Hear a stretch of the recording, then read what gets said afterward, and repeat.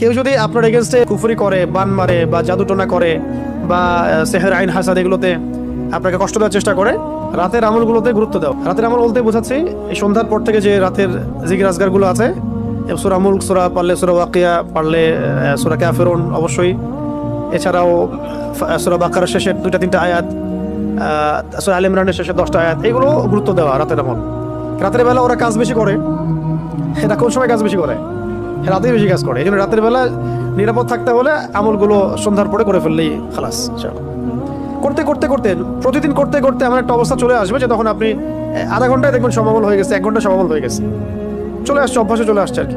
অনেকে বলেন না যে কোন কোন আয়াতগুলা বা কোন কোন সূরাগুলা আমাদেরকে একটু শিখায় দেন, বলে দেন যে এগুলো দিয়ে চিকিৎসা করা যায় কিনা। চিকিৎসা এগুলো সেলফ নিজেই করতে পারবেন আপনি।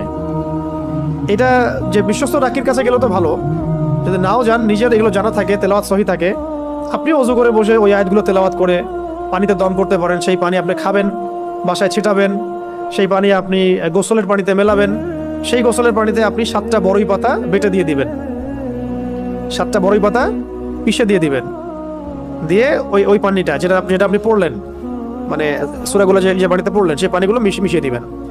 এই গোসলটা অনেক ইফেক্টিভ, অনেক ইফেক্টিভ।